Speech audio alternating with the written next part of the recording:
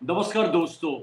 उपेंद्र नाथ रैना साहित्य संवाद के इस मंच से मैं अपने मित्रों का हार्दिक अभिनंदन करता हूं, स्वागत करता हूं। जैसा कि हमने पहले आपको सूचित किया है कि आज शुक्रवार को हम विशिष्ट व्यक्तित्व कार्यक्रम के अंतर्गत यहाँ पर थोड़ी देर में सादर आमंत्रित करेंगे वरिष्ठ पत्रकार और लेखक श्री अनंत विजय को, जिनसे हम उनके जीवन के बारे में बातचीत करेंगे और पत्रकारिता में उनका पदार्पण कैसे हुआ और उसके बाद पत्रकारिता के क्षेत्र के साथ साथ उनकी अन्य गतिविधियां यानी लेखन के क्षेत्र में और खास करके सिनेमा में भी उनको विशिष्ट पुरस्कार मिल चुके हैं, उसके बारे में हम उनसे ही बातचीत करेंगे। और आइए सबसे पहले हम आज के जो हमारे विशेष अतिथि हैं श्री अनंत विजय, वरिष्ठ पत्रकार और लेखक, उनको हम इस मंच पर सादर आमंत्रित करते हैं। अनंत विजय,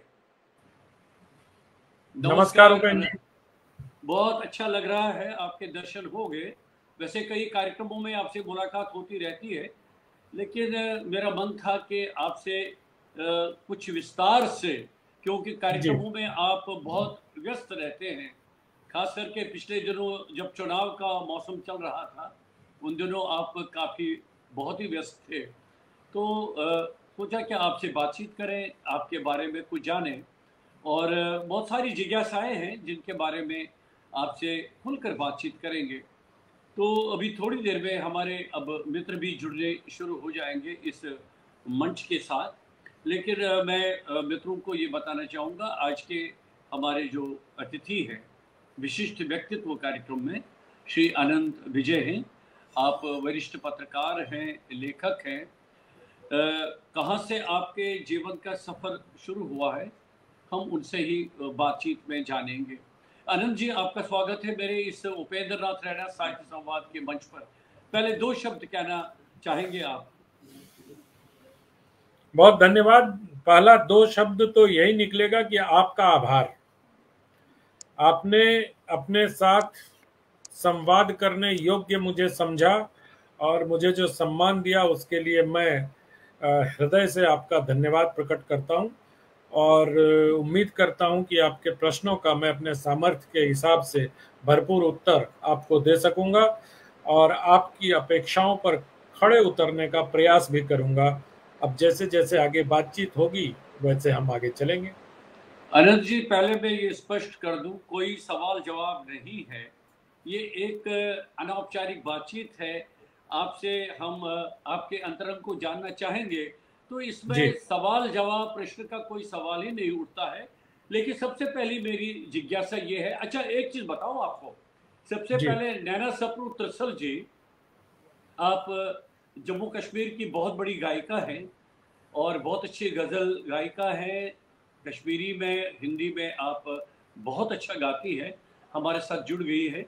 डॉक्टर रमेश चंद्र शुक्ल जी हमारे साथ कानपुर से जुड़ गए, बहुत अच्छे रेडियो कर्मी हैं और समीक्षक हैं। विकेश निझावन जी, आपने नाम सुना होगा, बहुत अच्छे साहित्यकार हैं, वे भी हमारे साथ जुड़ गए। अब मित्र हमारे साथ जुड़ने शुरू हो गए। तो मेरी ये जिज्ञासा है कि आप अपने जीवन काल, कोई संतोष रैना जी परिवार से ही जुड़ गई, उनका भी मैं स्वागत करता हूं। तो आपका सफर कहाँ से शुरू हुआ, जन्म भूमि क्या रही आपकी, और शिक्षा दीक्षा जो प्रारंभिक शिक्षा है कहाँ पर हुई है? देखिए, मेरा जन्म बिहार के एक छोटे से कस्बाई शहर है जमालपुर, वहाँ एक गांव है वलीपुर, वहाँ हुआ। और मेरी सबसे आरंभिक, जिसको आजकल केजी और नर्सरी कहते हैं, तो हम अपने गांव के स्कूल से पढ़े हैं और बोरा बिछाकर और टिन का बक्सा लेकर हम स्कूल जाते थे, जिसको टाट कहते हैं हिंदी के लोग, की टाट पर बैठ के मैंने पढ़ाई की है। और उपेंद्र जी, मैं आपको बताऊं कि जब मैं प्राथमिक कक्षाओं में था तो हमारे स्कूल में पंखा वगैरह नहीं होते थे। एक व्यक्ति की ड्यूटी लगती थी, वो एक बड़ा सा चादर नुमा छत पे, जो खपरेल की छत होती थी विद्यालय का जो छत होता था उसके नीचे एक बहुत लंबा सा टाट जैसा कुछ लगा होता था कपड़े का, और पीछे एक व्यक्ति बैठ के उसको खींचता रहता था। उसके खींचने से पूरे क्लास के छात्रों को हवा लगती थी। तो हमारे वर्ग में एक ऐसा व्यक्ति आउटसाइडर बैठा रहता था जिसका काम सिर्फ उसको खींचना रहता था। तो ऐसे वातावरण में हमारी पढ़ाई लिखाई आरंभ हुई। हमारे यहाँ जो कहते हैं कि जब विद्या आरंभ होता है तो उसको खल्ली छुआना कहते हैं। खल्ली क्या बात मतलब, तो वो सफेद से उस सरस्वती पूजा के दिन वो खल्ली छुआने की प्रक्रिया होती है और उसके बाद बच्चों की पढ़ाई आरंभ होती है। तो मैंने प्राथमिक वहीं से किया। फिर वहीं शहर में मध्य विद्यालय था रेलवे का, चूंकि जमालपुर आप जानते हैं कि बहुत प्रमुख रेल कारखाना में उसका नाम शामिल किया जाता है। वहाँ बहुत रेलवे का इस्टेब्लिशमेंट बहुत बड़ा है। पर दो मिडिल स्कूल थे जो अब अन्य कारणों से बंद हो गए, हम कारणों की ओर नहीं जाएंगे। और फिर मैंने वहीं से आरबी स्कूल और एक रेलवे का ही हाई स्कूल था वहाँ से पढ़ाई की। और मैं अभी पिछले दिनों रेलवे स्कूल गया था तो मुझे ये देख के बड़ी प्रसन्नता हुई कि हमारे प्रधानाध्यापक के कक्ष में 2 बोर्ड लगे हुए हैं उपेंद्र जी। एक हम्म। बोर्ड पर प्रधानाध्यापक का नाम लिखा है और दूसरे बोर्ड पर उस विद्यालय के जो 10th के टॉपर्स हैं उनका नाम लिखा है। वो अब 3 या 4 बोर्ड हो गए हैं लेकिन लगा प्रधानाध्यापक के कक्ष में ही है। तो उसमें मेरा भी नाम था। तो देख के मुझे बड़ा अच्छा लगा कि चलो कहीं तो बोर्ड पर नाम अंकित हो गया। वैसे हम लोगों का नाम तो कहीं अंकित होता नहीं है। तो ये अच्छा लगा। वहाँ से फिर मैंने पीएनबी कॉलेज भागलपुर चला गया। बहुत ही मशहूर कॉलेज वो उस इलाके का है, तेज नारायण बनेली कॉलेज। तो वहाँ से पढ़ाई की। ग्रेजुएशन के लिए फिर मुंगेर आ गए। तो बहुत सारे इंस्टीट्यूशंस में पढ़ने के बाद मैं दिल्ली आ गया। और दिल्ली में जैसे कि बिहार के लड़के आते हैं कंपटीशन की तैयारी करने में, लेकिन हमारा तो दिल कहीं और लगा हुआ था। मैं जब छात्र जीवन से ही संपादकों को पत्र लिखता था, कुछ भी पढ़ने के बाद पत्र लिखता था। और 8वीं या 9वीं क्लास में ही मैंने, मुझे ठीक से याद नहीं है, हमारे चाचा हैं भारत भारद्वाज, वो बड़े साहित्यकार हैं। तो उनको मैंने एक लेख भेजा, हिंदी साहित्य में प्रयोगवाद। तो वो बड़े अचंभित हुए और उन्होंने कहा कि इतना छोटा सा लड़का प्रयोगवाद पर कैसे लिख रहा है। तो हम्म। फिर घर का जो वातावरण था, मेरे पिताजी गोपाल सिंह नेपाली के मित्र थे, वो भागलपुर यूनिवर्सिटी में प्रोफेसर थे और माँ हिंदी की शिक्षिका थी। तो घर का वातावरण जो था वो हिंदी का था। लेकिन पिताजी में पढ़ने का इतना अधिक संस्कार था कि वो इकोनॉमिक्स, फीगो के इकोनॉमिक्स की किताब मैंने अपने बचपन में अपने घर में देखी है, जो अब भी नहीं मिलती कहीं। तो उस समय में हमारे घर में कल्पना, मतवाला, तमाम तरह की, सरस्वती, जितने भी तरह की पत्रिकाएं मैंने अपने घर में देखी। तो एक कह सकते हैं कि साहित्यिक संस्कार वहाँ से हुआ। और फिर वहीं कॉलेज में रहते रहते मैं वहाँ एक रमेश नीलकमल जी साहित्यकार होते थे, उनकी पत्रिका निकालते थे वो कारखाना, जो बाद में शब्द कारखाना हो गया। तो उन्होंने अपनी पत्रिका में मेरी कुछ समीक्षाएं छापी। और फिर मैं दिल्ली आ गया तो फिर यहाँ अखबारों के दफ्तर में जा जाकर काम लेता था। और आप समझ सकते हैं कि 91 92 में जब हमें 600 या 700 रुपए का चेक मिलता था किसी लेख लिखने के बाद, तो जो घर से पैसे मिलते थे, जो प्रेमचंद कहते हैं ना कि वेतन तो पूर्णिमासी का चांद होता है, वो धीरे धीरे घटता जाता है। और रिश्वत के पैसे को दूसरे उपमा से कहते तो हमें जो लिखकर पैसा मिलता था वो हमारे रिश्वत के पैसे जैसा आनंद देता था हमें। क्योंकि जो घर से 2000 रुपए मिलते थे वो तो किराया, भोजन, मेस इन लोग में देके धीरे धीरे खत्म हो जाता था। तो इसलिए भी लिखने का उत्साह बनता था कि चलो अगर महीने में 2 भी लिख लिए तो 600 1200 रुपए, 700 1400 रुपए हो जाएंगे।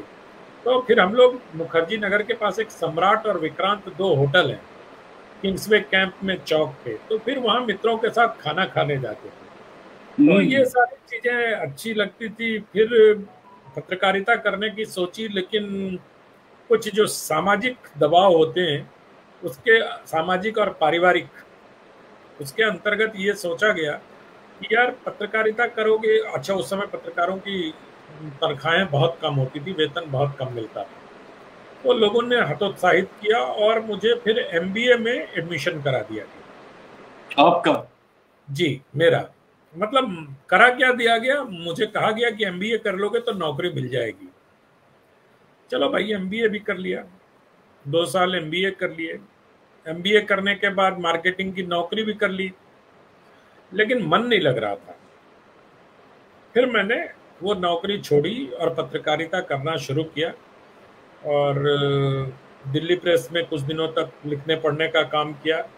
उसके बाद फिर धीरे धीरे दूरदर्शन से फिर जैन टीवी से फिर चैनल 7। इसके बीच में एक फर्स्ट सिटी चैनल हम लोगों ने आरंभ किया था S1 के नाम से, दिल्ली में।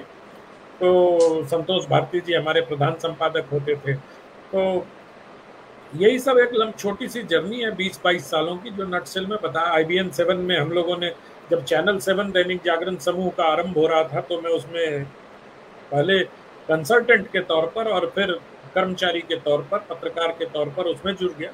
वहाँ फिर वो चैनल हम चैनल 7 से IBN 7 हुआ, IBN 7 से TV18 हुआ, TV18 से Network 18 हुआ, और अब News 18 है शायद वो। तो जी जी। ये सब News 18 तक मैंने नौकरी की, और फिर 2016 में वापस दैनिक जागरण में आ गया। तो आपका और आपका आपका एमबीए तो बीच में ही रह गया, वो तो पूरा हुआ ही नहीं। एमबीए रह गया सर।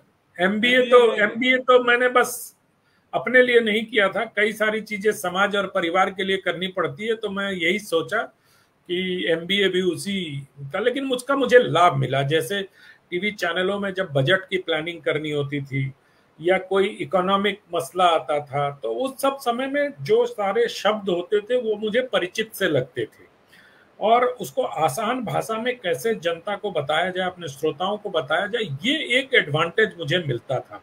और जो टेलीविजन में फिर टीआरपी समझना, उसको एनालिसिस करना, डाटा क्रंचिंग करना, ये सब थोड़ा एमबीए बैकग्राउंड होने की वजह से मुझे थोड़ा उससे मदद मिली। और अब भी मैं मानता हूं कि जिंदगी में जो मार्केटिंग के हुनर मैंने सीखे थे, उसका फायदा कहीं ना कहीं होता है। क्योंकि मेरा मानना है उपेंद्र रैना जी, कि जो भी आप पढ़ते हैं, चाहे वो रुचि अरुचि कुरुचि किसी भी चीज से पढ़े, लेकिन जो आपने ज्ञान अर्जित किया वो कभी बर्बाद नहीं जाता, वो कभी ना कभी आपकी मदद करता ही है, कभी ना कभी आपके पक्ष में वो खड़ा ही हो जाता है। अब मैं बताऊं, अभी मैंने इसी वर्ष एमए किया है कल्चरल स्टडीज में। तो क्या अब बात आप है। देखिए, एमए इन कल्चरल स्टडीज किया, तो उसके पहले मैं 2012 में मैंने जर्नलिज्म में एमए कर लिया। तो अब मैं एक तरीके से अगर एमबीए को जोड़ लो तो मैं 3 बार एमए कर चुका हूँ। तो म- और अभी भी, आज भी मैंने किसी मतलब अपने दैनिक जागरण में ही एक समाचार पढ़ा कि इग्नू में गीता पर एक कोर्स शुरू हो रहा है। तो अचानक से मेरे अंदर का छात्र जाग उठा, और मुझे लगा कि इस पर एक डिप्लोमा कोर्स कर लेना चाहिए, कुछ तो जानने का अवसर मिलेगा। तो एक जिज्ञासा अंदर है, तो वही इधर उधर भटकाता रहता है। अच्छा, परिवार में वहाँ की सहमति पूरी थी कि अब आप बिहार से बाहर आकर दिल्ली में पहुंचेंगे और अपना कार्य क्षेत्र को विस्तृत करेंगे? पूरा सपोर्ट मिल गया आपको फिर बाद में? हाँ हाँ बिल्कुल, वो तो परिवार ने ही मुझे दिल्ली भेजा कि आप जाओ वहाँ कंपटीशन की तैयारी करो। बिहार में कंपटीशन की तैयारी का मतलब होता है यूपीएससी या सिविल सर्विसेज की तैयारी करने के लिए। उसकी भी बड़ी दिलचस्प कहानी है। मैं आया, मैंने यहाँ कोचिंग भी की, पटेल नगर में कोई कोचिंग इंस्टीट्यूट था, मुझे याद नहीं है। वहाँ मैंने बैंक के प्रोबेशनरी ऑफिसर की कोचिंग भी की, वहाँ मैंने यूपीएससी की कोचिंग भी की।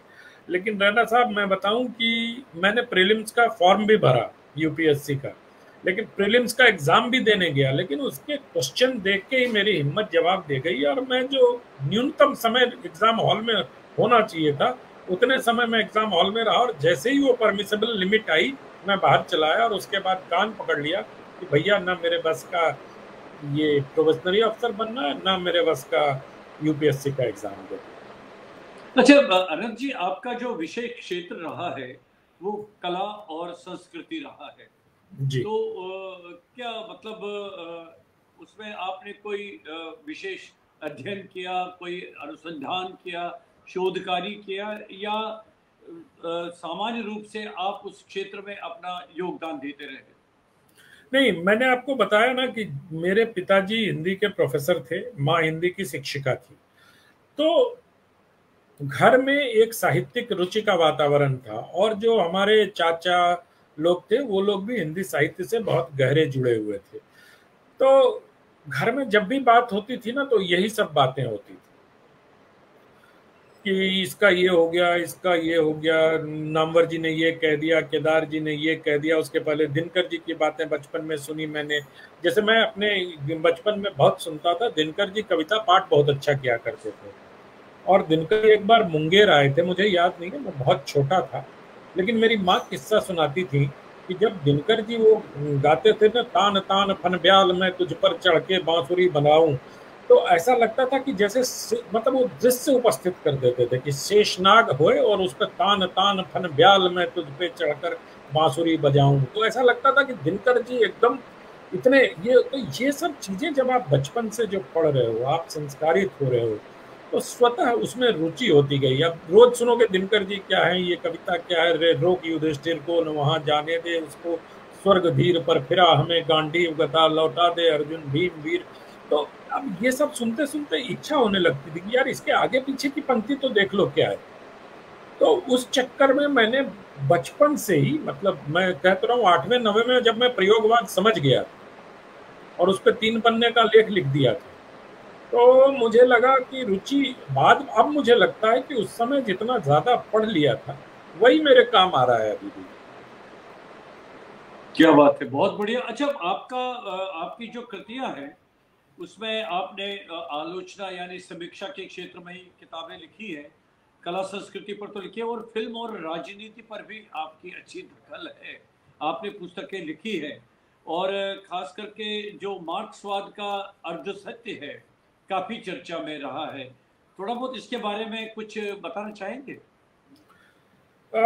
दरअसल मैंने मार्क्सवादियों को बचपन से देखा, और मार्क्सवादियों के, मैं राजनीति पर बात नहीं कर रहा हूं, मैं उनके सांस्कृतिक पक्ष पे बोल रहा हूं। मार्क्सवादियों के दुचित्तेपन को भी मैंने देखा कि कथनी और करनी में कितना अंतर होता है उनके। रूम के अंदर जब वो बात कर रहे होते तो पूरे तौर पर बहुत सारे मार्क्सवादी सामंती दिखाई देंगे आपको। जब बेटे बेटी के विवाह का अवसर आएगा, जब परिवार में संपत्ति का बंटवारा होगा, जब मजदूरों को उसकी मजदूरी देनी होगी, जाहिर सी बात है जब गांव में आप रहते हैं तो खेत और मजदूर के संबंध को बहुत नजदीक से देखते हैं। तो जो लोग मजदूरों के हक की बात करते थे, जो दुनिया के एक होने की बात करते थे, तो उनको मैं देखता था यार कमरे में तो ये कह रहे हैं कि नहीं उसका पैसा काट लो। बचपन की बात बता रहा हूँ, जब मैं बहुत छोटा था, और बाहर निकल के इनको सुनता था तो वो कुछ और बात करते थे, तो मुझे समझ में नहीं आता। तो उपेंद्र जी, आज पहली बार मैं स्वीकार कर रहा हूँ कि हमारे बचपन से जो मेरे अवचेतन मन में मार्क्सवादियों के इस दुचित्तेपन को लेकर एक एक नींव पड़ी, वो दिल्ली आने तक देखता रहा, बहुत दिनों तक देखता रहा। राजेंद्र यादव जी से मेरी बहुत घनिष्ठता थी, पारिवारिक बच्चे की तरह वो मानते थे, और कई बार उन्होंने अपने संपादकीय में मेरा उल्लेख भी किया।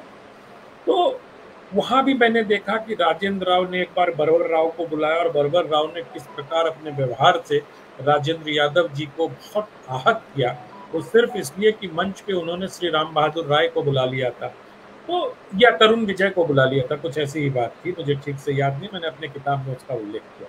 तो मुझे लगा कि वैचारिक सहिष्णुता होनी चाहिए। ये गांधी का देश है, हमारा देश शंकराचार्य का देश है, हमारा देश मंडन मिश्र का देश है, हमारा देश भारती मिश्र का देश है, जहां हम संवाद में विश्वास करते हैं। आपकी विचारधारा अलग हो सकती है, आप हो सकता है उपेंद्र जी, मतलब आप या कोई और घोर कम्युनिस्ट होंगे, लेकिन मैंने आज तक किसी का अनादर नहीं किया। मैं उनके सैद्धांतिक विरोधी हूँ, सैद्धांतिक शत्रु हो सकता हूँ, लेकिन व्यक्तिगत शत्रु नहीं हो सकता किसी का, क्योंकि अंततः हम भारत माता के ही सपूत या पूत सपूत जो भी कह लें आप। तो आपस में लड़ाई नहीं, कोई भी भारतीय संस्कृति संवाद करने के लिए हमें प्रेरित करती है, बहिष्कार करने की प्रेरणा नहीं देता।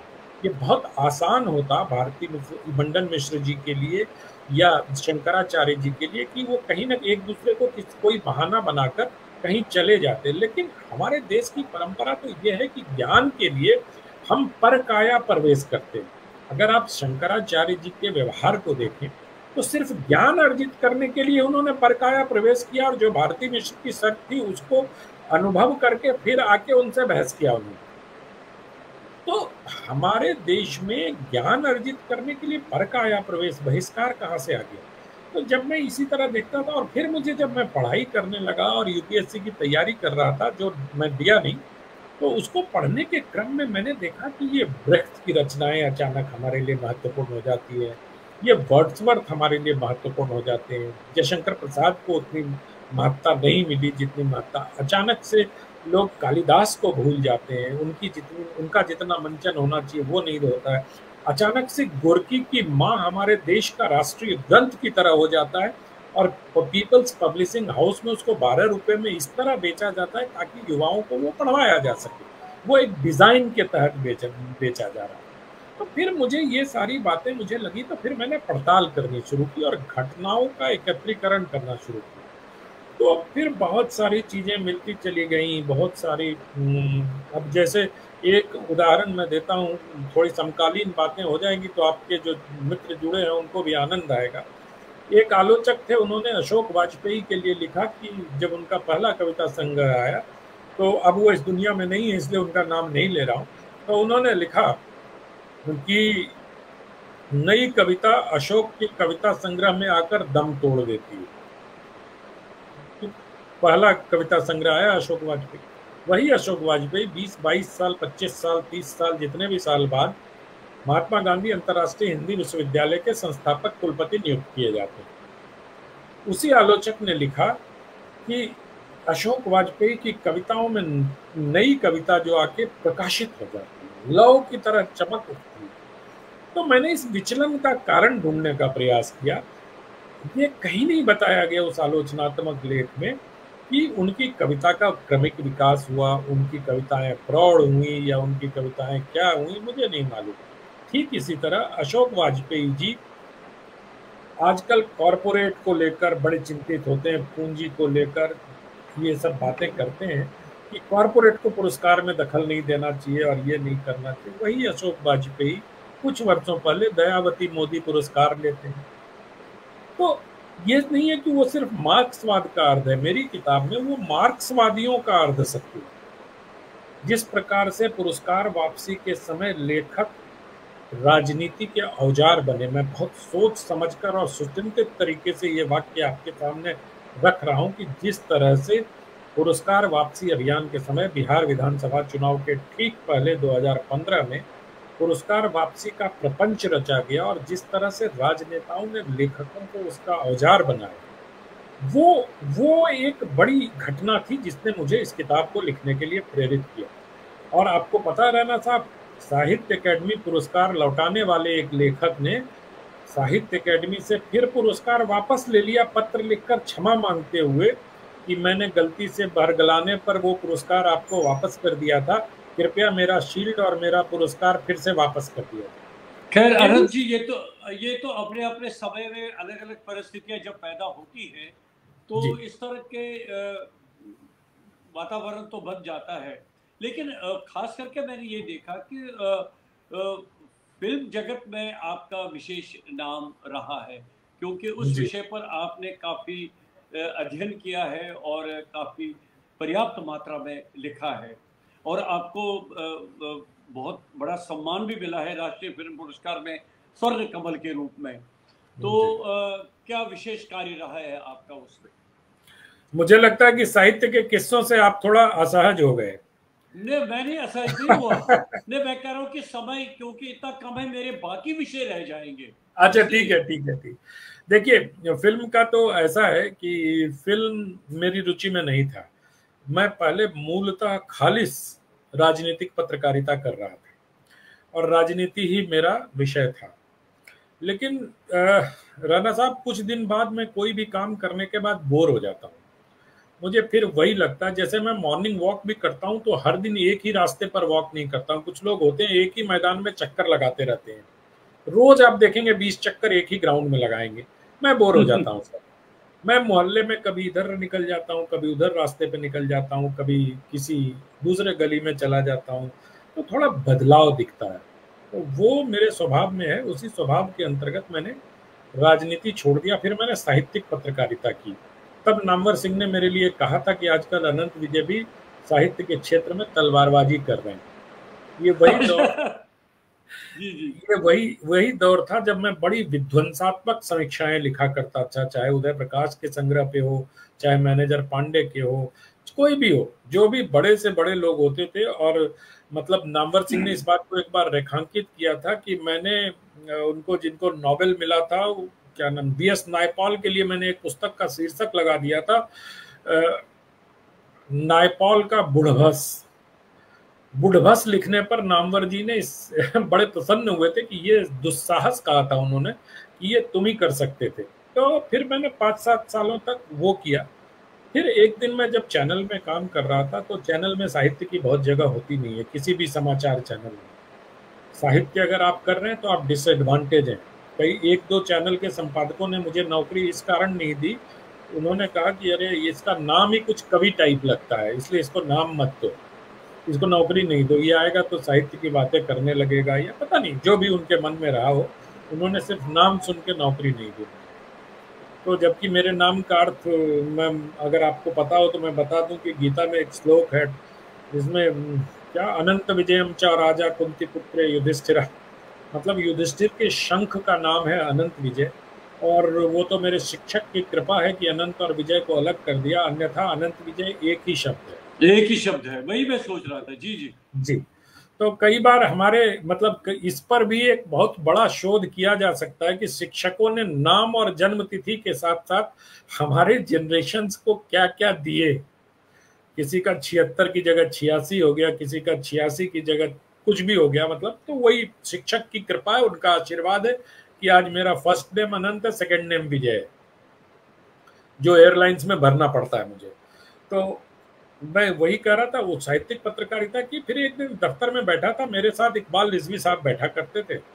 इकबाल रिजवी फिल्मों के बड़े ज्ञाता हैं, मतलब फिल्मों की बहुत सारी सामग्री उनके पास है, बहुत पुराना सामान उनके पास है। तो उनसे जब मित्रता हुई तो वो किताब लिखने का प्रयास कर रहे थे, तो मैंने कहा इकबाल जी आप तो सोचते ही रह जाएंगे, किताब तो आपसे पहले मेरी ही आ जाएगी। तभी उसी चक्कर में मैंने एक जुवेनाइल किताब सिनेमा पर लिख दी जिसका नाम है बॉलीवुड सेल्फी। जी जी जना वो मैं मानता हूं कि वो बड़े किशोर वय में जैसा लेखन होता है, उसके पहले आलोचनात्मक पुस्तकें मेरी ठीक ठाक आ गई थी, तो वो लिख दी मैंने, वो छप भी गई और ठीक ठाक बिक भी गई। मुझे, मेरा ये मानना है कि जो थोड़ा औसत स्तर की चीजें होती हैं वो ज्यादा बिकती हैं, अगर आप कुछ गर्हित लिख दोगे तो बिकने में थोड़ी देर लगती है उसको। तो वही सिनेमा का रहा, तो फिर सिनेमा में मैं, अच्छा, दैनिक जागरण में ये 15वां वर्ष है जब मैं हर रविवार को यहाँ स्तंभ लिखता हूँ। जागरण के राष्ट्रीय संस्करण में ये 15वां वर्ष है जब मैं लिखती, या 14वां, कुछ ऐसा ही है, 14वां वर्ष। तो मैंने फिल्मों पर कॉलम लिखने शुरू किए और मैं फिल्मों पर एक ऑल्टरनेटिव नजरिए से सोचने लगा। ऑक्सफोर्ड यूनिवर्सिटी प्रेस से प्रकाशित आइडियोलॉजी इन इंडियन सिनेमा एक किताब पढ़ी मैंने। उस किताब को पढ़ने के बाद मुझे लगा कि एक अन्य तरीके से भी सोचा जा सकता है। तो फिर मैं उसको पढ़ते पढ़ते फिर मैं दूसरे तरीके से एक ऑल्टरनेटिव नैरेटिव को फिल्मों में खोजने लगा और मुझे बहुत सारी ऐसी चीज़ें मिली, चाहे वो राजा मेहदी अली हसन का किस्सा हो, चाहे वो सुरैया के किस्से हो, चाहे बाद के दिनों के अमिताभ बच्चन के किस्से हो, चाहे जावेद अख्तर साहब के नज़मों के शब्द हों। तो इन सब चीज़ों को बड़ी रुचि हो गई मेरी, फिर फिल्मों में लिखने लग गया। फिर कुछ लोगों ने कहा कि फिल्म अवार्ड में अप्लाई कर दो, तो मैं इस बात के सख्त खिलाफ हूँ, पुरस्कार लेने के लिए कहीं अप्लाई करना चाहिए। मुझे लगता है कि पुरस्कार तो खुद चल के लेखक तक आना चाहिए। लेकिन फिर बहुत अच्छी बात है। मित्रों ने समझाया कि भाई भारत सरकार का पुरस्कार है, बड़े बड़े आमिर खान से लेके अमिताभ बच्चन तक अप्लाई करते हैं, तुम किस खेत की मूली हो। तो आपको आपकी औकात आपके मित्र ही दिखा सकते हैं।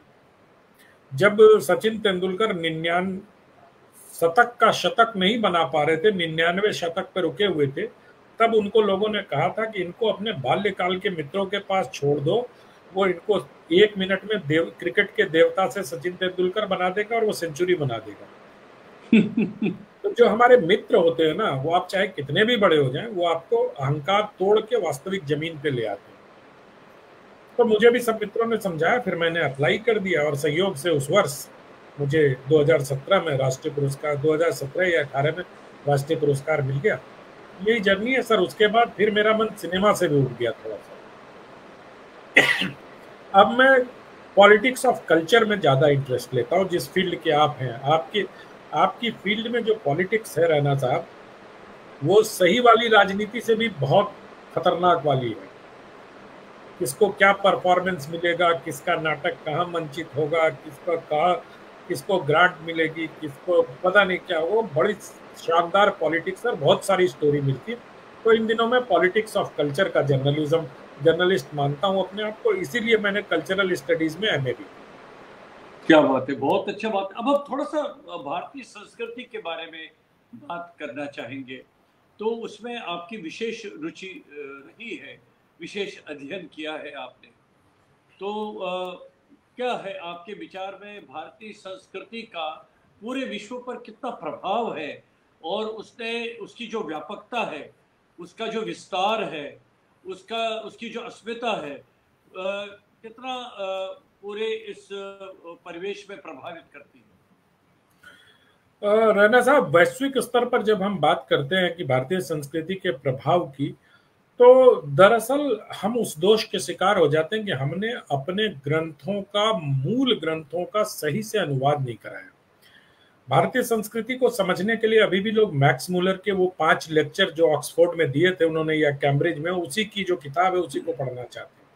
कोई अरविंदो का नहीं पढ़ना चाहता है। महर्षि अरविंद ने जो लिखा उसको पढ़ना चाहिए। तो क्या होता है कि जो और अब भी भारतीय ज्ञान परंपरा की सबसे बड़ी बाधा है कि जो भारतीय ज्ञान परंपरा में संस्कृत को न पढ़कर जो अंग्रेजी में ज्ञान परंपरा को समझने का प्रयास करते हैं, क्योंकि अंग्रेजी में जो शब्दों के अर्थ हैं वो हमारी शब्दों के अर्थ जितने व्यापक नहीं। जैसे मैं एक छोटा सा उदाहरण देता हूँ फोक और लोक का। जो फोक है वो लोक नहीं है, आप हमसे बेहतर समझते हैं। जो जर्मन सोशल साइंटिस्टों ने फोक एक समूह बताया उन्होंने, जो एक खास भौगोलिक क्षेत्र में रहने वालों की आदतें या उनके खान पान या उनका आचार व्यवहार। लेकिन हमारे यहाँ जो लोक है वो एक जीवन शैली है, वो एक परंपरा है जो एक पीढ़ी से दूसरे पीढ़ी में ट्रांसफर होती है। तो हम अगर फोक को लोक कह देंगे तो बस वहीं से हम दोष के शिकार हो जाएंगे। हम समझ ही नहीं पाएंगे भारतीय मनीषा को, भारतीय चिंतन को, भारतीय ज्ञान परंपरा को। ठीक इसी तरह जैसे पॉलिसी को नीति समझने की भूल हम कर देते हैं। कोई भी पॉलिसी किसी समस्या को या किसी डर के उसमें बनाई जाती है। जैसे कोरोना आया तो उसके मरने का भय था, तो एक पॉलिसी बनी वैक्सीनेशन, ठीक है, तो ये पॉलिसी हुई। लेकिन जब आप नीति की बात करते हैं, और आप याद करिए महाभारत में नीति की कितनी विशद व्याख्या की गई, तो वो नीति में लोक कल्याण जुड़ा हो, और जो पॉलिसी है वो पॉलिसी में भय समाप्त करने के प्रकल्प जुड़े होते। तो दोनों में जमीन आसमान का फर्क। और ऐसे कितने सारे शब्दों के आधार पर जब भारतीय संस्कृति को व्याख्यायित किया गया, जैसे धर्म को समझने के लिए आप रिलीजन से नहीं समझ सकते उसको, ये बहुधा कहा जाता है, इसलिए मैंने इसका उदाहरण तीसरे नंबर पर दिया। पंथ निरपेक्षता और धर्म निरपेक्षता में फर्क है, अंतर है। तो मुझे लगता है कि जो वैश्विक स्तर पर भारतीय ज्ञान परंपरा का या भारतीय संस्कृति या दर्शन का प्रभाव होना चाहिए, वो प्रभाव उतना असर इस कारण नहीं डाल पा रहा है। इस कारण आप देखें कि जो लोग हिंदी समझते हैं, जो लोग संस्कृत समझते हैं, वो भारत के साथ बहुत प्रेम करते हैं। जो तमिल समझते हैं, जो तेलुगु समझते हैं, जो उड़िया समझते हैं, या जो भारत के क्लासिकल लैंग्वेज है, खासतौर पे आप देखिए जो डोगरी समझते हैं, जो कश्मीरी समझते हैं, जो खासतौर पे उर्दू भी समझते हैं, वो क्योंकि उर्दू को भी मैं मानता हूं कि वो संस्कृत के ही परिवार से निकली हुई एक ऐसी भाषा है जिसमें फारसी के शब्द मिलाए गए। ये मेरा मानना है, हो सकता है सहमत असहमत अलग बात है। तो लेकिन इन सब चीजों, लेकिन अंग्रेजी से आप भारतीय ज्ञान परंपरा को बिल्कुल नहीं समझ सकते। मैं किसी भी ऐसे पुस्तक को हाथ नहीं लगाता हूँ रैना साहब जो इंडिया या इंडियन फिलॉसफी के बारे में हो और वो हिंदी में हो। राजबली पांडे जी की एक बड़ी अच्छी किताब है भारतीय नीति। उस किताब में क्या व्याख्या की उन्होंने, बिहार राष्ट्र भाषा परिषद से 68-69 में छपी थी। और मेरी एक आदत है कि जब मैं पुस्तक मेले में जाता हूं तो ऐसे ही छोटे छोटे प्रकाशकों के पास जाता हूं जिनके पास बड़ी पुरानी खराब सी किताबें रखी होती हैं। बल्कि बिहार राष्ट्र भाषा परिषद के स्टॉल पर जाके तो मुझे इतना अफसोस होता है कि वहां दीमक लगी हुई किताबें भी मिलती हैं। वो जब आते हैं लेकर तो दीमक लगी हुई किताबें भी मिलती है। कभी आप उत्तर प्रदेश हिंदी संस्थान के, अभी जब मैंने 4 साल पहले मैं गया था तो उत्तर प्रदेश हिंदी संस्थान पर पीवी काणे की किताब आई है, भारतीय संस्कृति को समझने के लिए धर्मशास्त्र का इतिहास 5 खंड में पीवी काणे साहब की है। उसको पढ़ लेंगे, भारतीय संस्कृति एकदम स्पष्ट हो जाएगी आपके सामने। और ऐसा नहीं है कि काणे साहब इकलौते ऐसे भारत के लेखक हैं, स्वतंत्र भारत के, जिनको भारत रत्न मिला है। महामहोपाध्याय पंडित वामन काणे, वामन पांडुरंग काणे।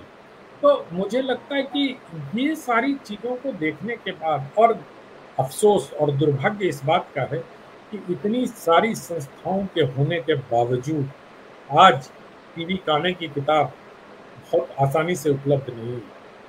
ये ऐसी किताब, अब जैसे मैं आपको बताऊं, वासुदेव सरन अग्रवाल जी की एक किताब है श्रृंगार हाट।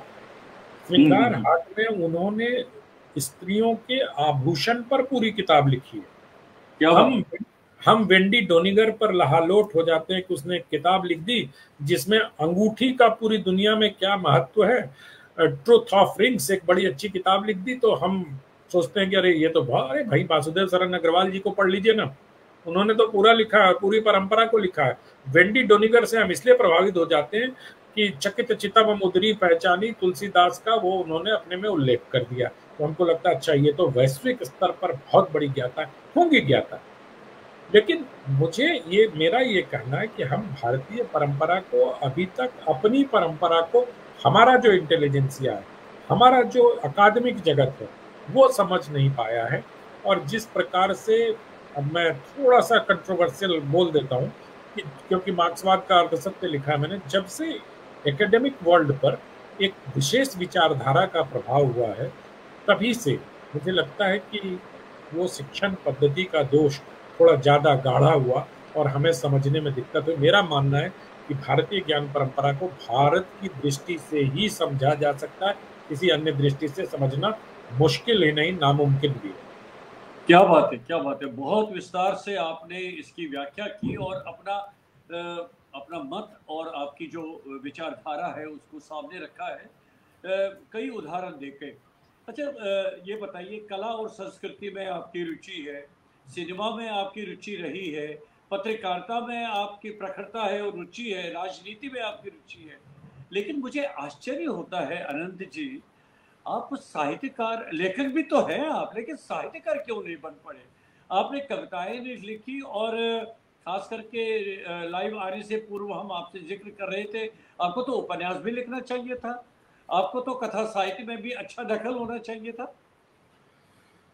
फिक्शन हमारे बूते की बात है नहीं।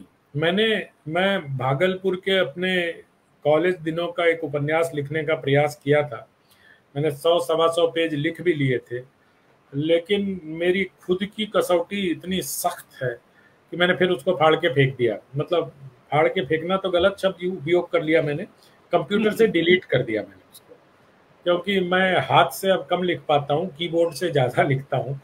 तो मुझे लगा कि मेरे बस का नहीं है फिक्शन। और रही कविता की बात, तो कविता तो मुझे वही अच्छी लगती है ना, जयशंकर प्रसाद, बैठ सिला की शीतल छा, एक पुरुष भीगे नैनों से देख रहा है प्रलय प्रवाह। हाँ, क्या बात है ना। या फिर आप मतलब दिनकर की कविताएं हो जो मैंने आपको बोला भी, या गोपाल सिंह नेपाली की कविताएं हो, इन चीनी लुटेरों को हिमालय से निकालो भारत के जवानों, भारत के जवानों।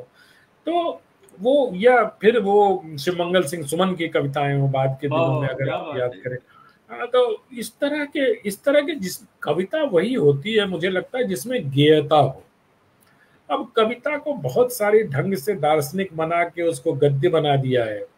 अशोक जी ने एक दिन बड़ी लंबी कविता लिखी, वाजपेयी जी ने, मैंने फेसबुक पर लिखा कि आपका गद्य बहुत मोहक है। तो मैं ये थोड़ा थोड़ा कुछ कुछ चुटीला चुटीली टिप्पणियां करता रहता हूं, लेकिन बहुत सोशल मीडिया, जिसको मैं इंटरनेट मीडिया मानता हूं, सोशल तो मानता ही नहीं उसको मैं। हम लोग अभी जिस माध्यम पर बात कर रहे हैं इसको मैं सोशल नहीं मानता, मैं इसको इंटरनेट मीडियम मानता हूं, क्योंकि प्रिंट अखबार में काम करता हूं तो आप लोग उसको प्रिंट मीडिया कहते हैं। जब मैं टेलीविजन में काम करता था तो उसको इलेक्ट्रॉनिक्स मीडिया कहते थे आप। तो इंटरनेट से चलने वाला सोशल मीडिया कैसे हो गया? वो तो इंटरनेट मीडिया हुआ ना। जब प्लेटफॉर्म के नाम पर ही नाम लिया जाना चाहिए, तो मैं इसलिए कह रहा हूँ कि आपके साथ बड़ी संख्या में लोग जुड़े होंगे, उनके लिए मैं फूड फॉर थॉट दे रहा हूँ। ये सोशल तो बिल्कुल नहीं। तो कविताएं मुझे वही पसंद आती हैं जो पढ़ने में आनंद दे। अब ऐसी कविता क्या आप पढ़ें? मैं जा रहा था, अचानक मेरे सामने एक जुगनू टिमका, मुझे ईश्वर के दर्शन हुए, मैं सपनों में खो गया, अचानक से मुझे सड़क पर रोती एक महिला दिखी, महिला के बच्चे की चित्कार सुनकर हृदय विदीर्ण हो गया। ये कविता है। और इस ये जो तथाकथित प्रगतिशीलता के नाम पर कविताएं लिखी गई, इसने कविता का बड़ा नुकसान किया मुझे लगता है। तो मुझसे कविता भी नहीं हो पाई, फिक्शन में लिख नहीं सकता, तो फिर लेकिन मैंने उपन्यास को लेकर के आपने बहुत अच्छी रोचक गाथा है, तो आपने तो प्रयास किया था शायद। मैं किया था। मेरी अभी भी ख्वाहिश है कि मैं राज कपूर और नरगिस पर एक उपन्यास लिखूं।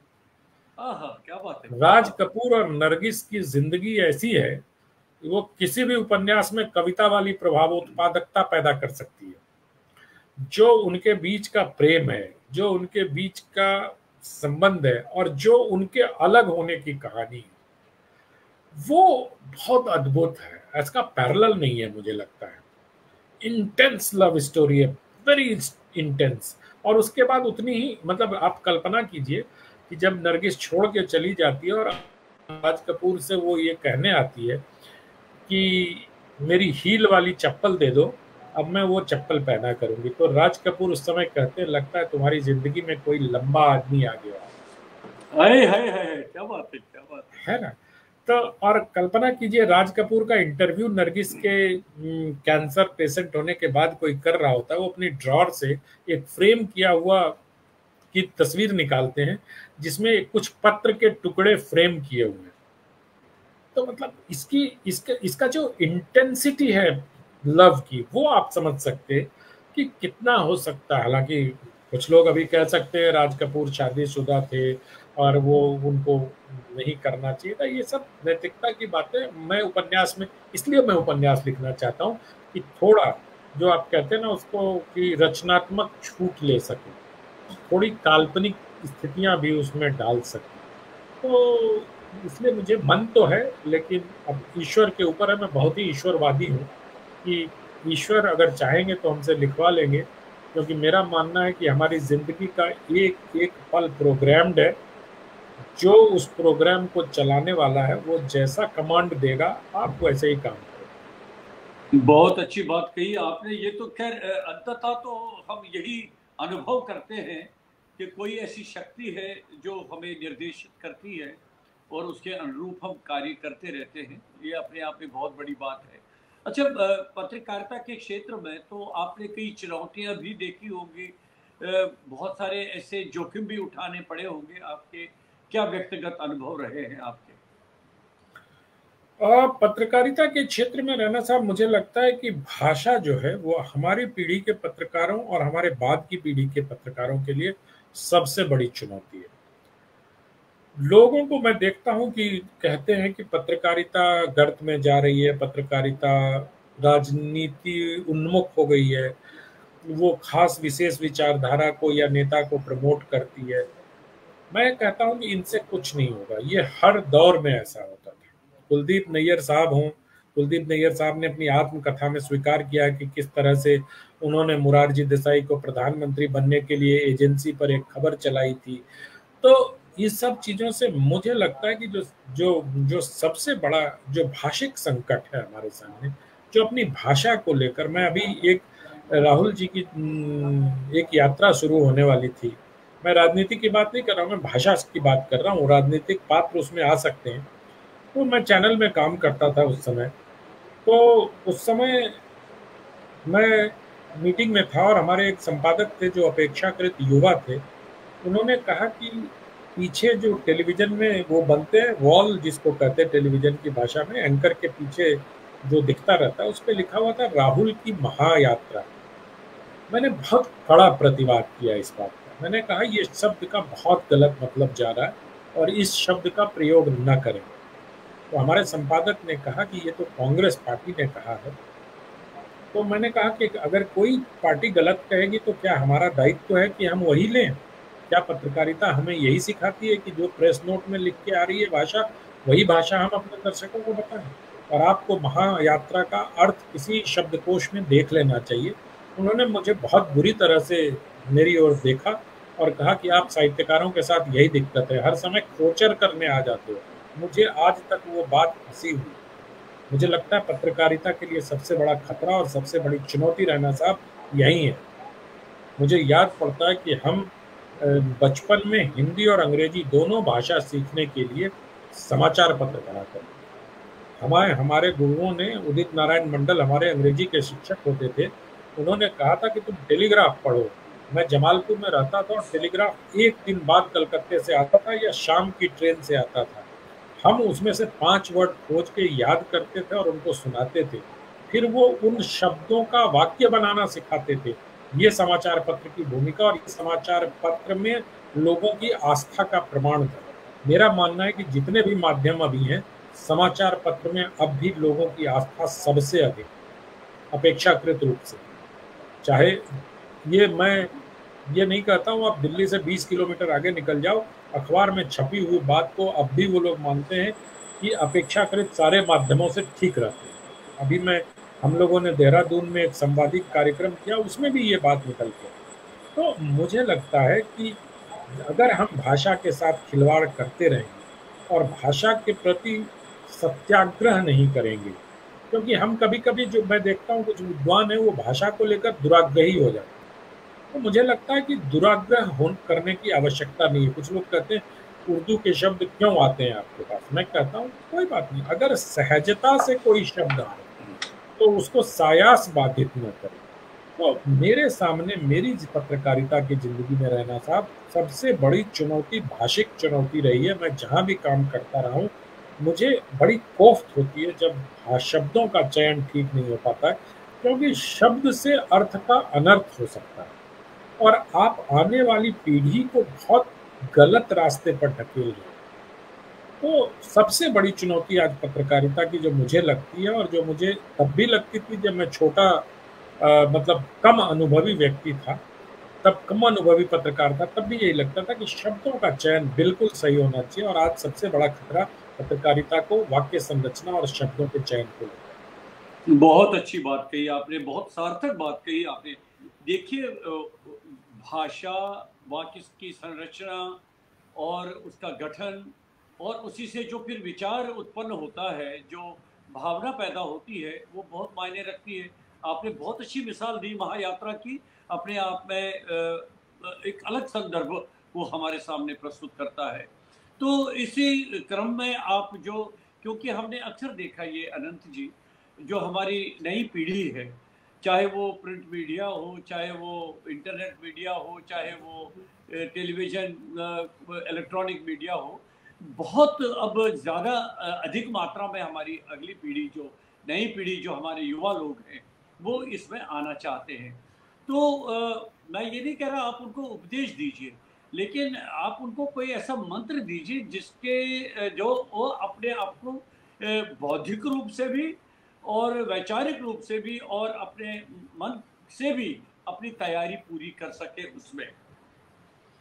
जब बाल या दाढ़ी सफेद हो जाते हैं तो ये प्रश्न स्वाभाविक रूप से आपके सामने आता है। जब तक मेरी दाढ़ी सफेद नहीं थी तब तक ये प्रश्न मेरे सामने नहीं आता था।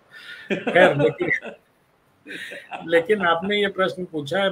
मैं सिर्फ यही कहता हूँ जो मैंने महसूस किया, मैं अपना अनुभव बता सकता हूँ, किसी को नसीहत नहीं दे सकता और आपने उपदेश देने से मना किया है। तो मैं सिर्फ इतना कहना चाहता हूँ कि मैं तो पढ़ाई, मार्गदर्शन कह सकता हूँ, उनको मार्गदर्शन। अब मैं सिर्फ ये कह रहा हूँ उपेंद्र जी की अध्ययन का कोई विकल्प नहीं है। क्या बात है, आपकी जिंदगी में पढ़ाई का कोटा फिक्स है। मैंने अगर बचपन में पढ़ाई नहीं की, मैंने अगर कॉलेज के दिनों में पढ़ाई नहीं की, मेरा कोटा फिक्स था। मैं अभी भी रोज 5 बजे सुबह से 7 बजे सुबह तक उठ के पढ़ाई करता हूँ 2 घंटे। मेरी माँ ये कहती है कि अगर इतना पढ़ लिए होते छात्र जीवन में तो कलेक्टर बन गए होते। ये सब सुनना पड़ता है मुझे भी। तो यही है कि पढ़ाई करनी चाहिए। पढ़ाई का कोई और विभिन्न विषयों पर अगर आप पत्रकारिता में आना चाहते हैं तो जैक ऑफ ऑल ट्रेड होना चाहिए आपको। मैं मास्टर होने की बात बिल्कुल नहीं करता हूँ, लेकिन आपको हर चीज का ज्ञान होना चाहिए। और एक आग्रह ये है कि आप तुलसीदास को अवश्य पढ़ें। हाँ, क्या बात है। आप मानस पढ़ लें। पर किसी भी पत्रकारिता के छात्र के लिए मानस में जिस प्रकार के शब्दों का उपयोग किया है वो तुलसीदास जी ही कर सकते हैं। लोग कबीर को भाषा का डिक्टेटर कहते हैं। मैं तो कहता हूं कि कबीर दास जी भाषा के डिक्टेटर होंगे हजारी बाबू नामवर सिंह के लिए, लेकिन मेरा मानना है कि तुलसीदास भाषा मित्र है। तुलसीदास नई पीढ़ी के लोगों के लिए भाषा मित्र हैं। वो जितनी सहजता से, जितनी अच्छे तरीके से उदाहरण प्रस्तुत करते हैं अपनी चौपाइयों में, बताते हैं। एक उदाहरण, दो उदाहरण नहीं, हर चौपाई उनका किस प्रकार से। अब जैसे ज्यों ज्यों सुरसा बदन बढ़ावा, ताहि दून कपिरूप दिखावा, ये जो है इसको अगर आप देखिए रहना था, इसको थोड़ा सा, चूंकि मैंने मैनेजमेंट किया इसलिए उसको आपको बताता हूँ, आप इसको ईगो से जोड़ लीजिए खाली। ज्यों ज्यों सुरसा बदन बढ़ावा, जैसे जैसे आपका ईगो बढ़ता जा रहा है, ताहि दून कपिरूप दिखावा, वैसे वैसे सामने वाले का भी ईगो बढ़ता जा रहा है। और दोनों का ईगो जब बढ़ जाता है तो समझदार व्यक्ति अपने ईगो को डाउन करता है और निकल लेता है। तो तुलसीदास जी को मैं जितनी बार पढ़ता हूँ, मुझे तुलसीदास जी में शब्द मिलते हैं, अर्थ मिलते हैं। अब जैसे एक जगह कहीं चौपाई में राम किंकर जी ने उनकी व्याख्या करते हुए कहा कि तुलसीदास जी ने बताया है कि जो मैंने उस दिन कहा भी था उनकी, जो जब किताब गोष्ठी में हम लोग मिले थे, मैं आज वो फिर से दोहरा देता हूँ कि जो वृक्ष, जो व्यक्ति तन कर खड़ा होता है वो टूट, उसके उसके उसकी चीजें तोड़ देते हैं लोग उसको। लेकिन जिसके पास गुण होता है और वो झुक जाता है, या पेड़ अपने गुण को दूसरों को समर्पित कर देता है, वो लंबे समय तक चलता है, उसे कोई तोड़ता नहीं। जिस वृक्ष में फल लगता है वो अगर फल अपने से गिरा देता है या पक के गिर जाते हैं तो कोई उस पर ढेला नहीं मारता, कोई उसे तोड़ने का प्रयास नहीं करता। लेकिन अगर आप खड़े रहोगे और फल नहीं गिराओगे तो कोई ना कोई पत्थर मारेगा आपको। ठीक इसी तरह अगर आप अपने गुणों को छुपाओगे, जैसे गाजर नीचे उगता है, प्याज नीचे उगता है, आलू नीचे उगता है, वो अगर आप, मतलब ये उपमा की बात है सिर्फ, कि इन सब चीजों को अगर आप अपने गुणों को अगर छुपा के रखोगे तो आपकी जड़ खोद देगा कोई ना कोई, क्योंकि गुण तो निकालना है समाज के लिए। तो वो व्याख्या उसमें अद्भुत है। मतलब तुलसीदास जी यूं ही नहीं हर घर में विराजमान है, उनमें हर तरह की सीख है, हर तरह के शब्दों का प्रयोग है, हर तरह की उपमाएं हैं, हर तरह के बिंब हैं। तो आप कहीं से भी तुलसीदास को उठा के पढ़ लीजिए। और सबसे बड़ी बात है कि वो पोएट है, वो वाल्मीकि की तरह नहीं है। वाल्मीकि थोड़े गद्यकार है, ये समझना पड़ेगा। तुलसी थोड़े पोएट है। तो कवि मन जो होता है, मुझे मेरा मानना है कि थोड़ा ज्यादा संवेदनशील होता है और उसमें कोमलता ज्यादा दिखाई देती है। मैं महर्षि वाल्मीकि का अनादर नहीं कर रहा हूँ, लेकिन जिस प्रकार से एक प्रोज और पोएट्री लिखने वाले में अंतर होता है, वही अंतर आपको दोनों जगह दिखाई देता है। तो मेरा मानना है कि नई पीढ़ी को रामचरितमानस को रोज पढ़ना चाहिए, और खास तौर पे पत्रकारिता के छात्रों को। मैं, आई मे साउंड दकियानुसी, लेकिन ये मैं अपने अनुभव से कह रहा हूँ, आपकी शब्द संपदा इतनी समृद्ध हो जाएगी कि आप कहीं भी, आपकी तर्क शक्ति इतनी समृद्ध हो जाएगी कि आप कहीं भी, मतलब टेलीविजन के अगर रिपोर्टर बनना चाहते हैं तो आपकी तर्क शक्ति इतनी मजबूत हो जाएगी, आप ऐसे ऐसे उदाहरण देंगे कि लोग चमत्कृत होकर आपको सुनते हैं। तो मुझे तो अभी भी आश्चर्य हो रहा है अनंत जी, आप कवि क्यों नहीं बने? ये तो मैं आश्चर्य में हूँ। सही बात है, मैं गलत नहीं बता रहा हूँ आपको। आपको मैंने सर, कई बार कार्यक्रमों में कई बार सुना है, आपको टेलीविजन पर सुना है, आपको आज रूबरू सुन रहा हूँ।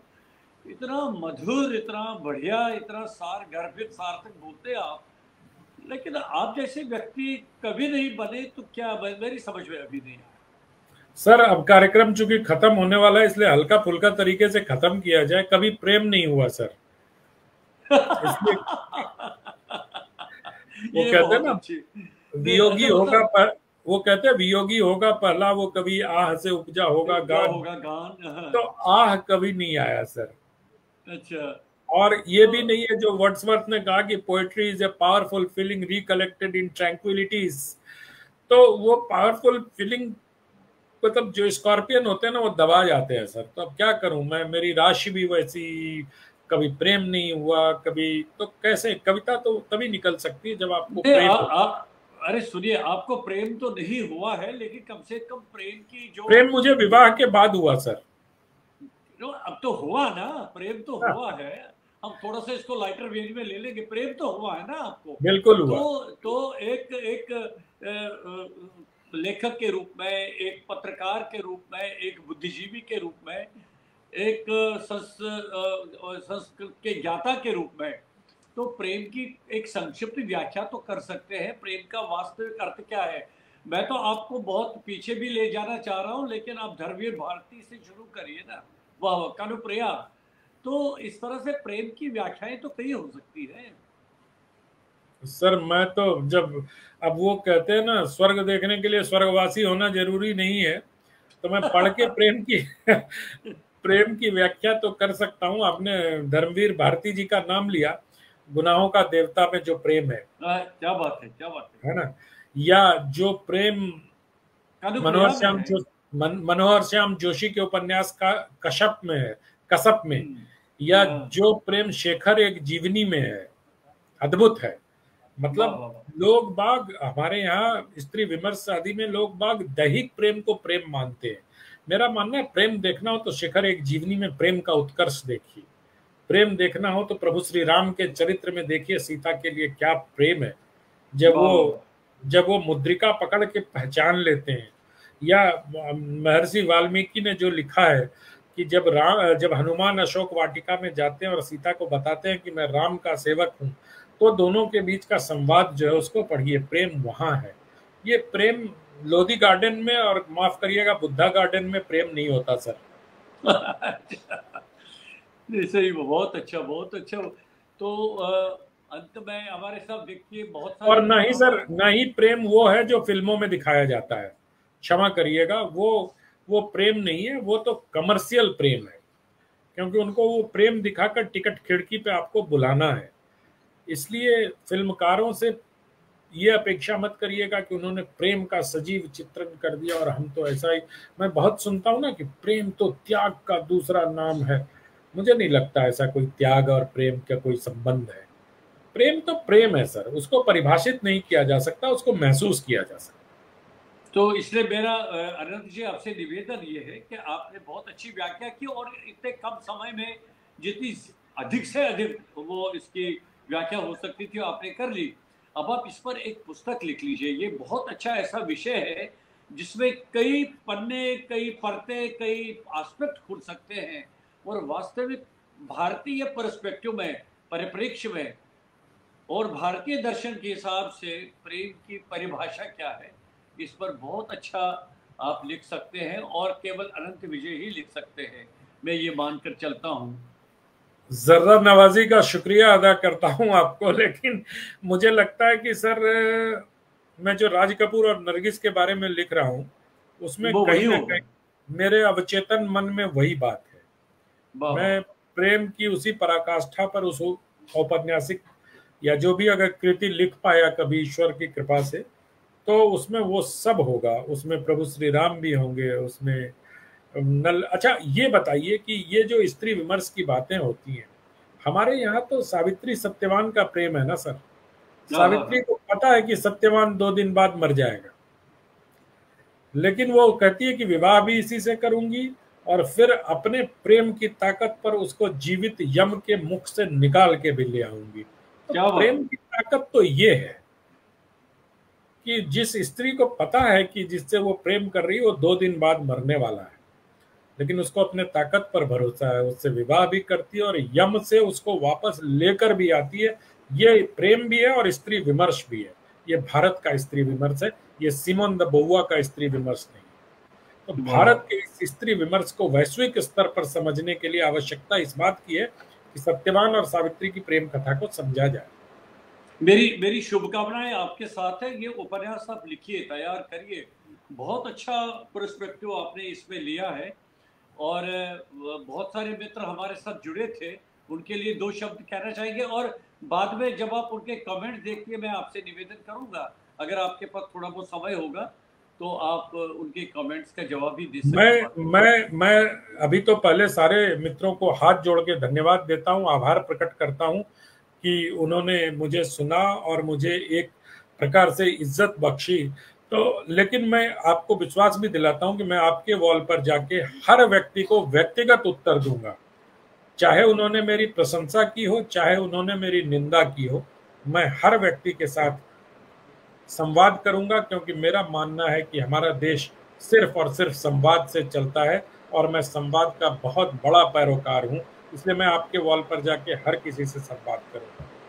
सर, मैं जहां तक मैं देख पाया हूं, अभी तो आपने सर कहने से मना किया था मुझे।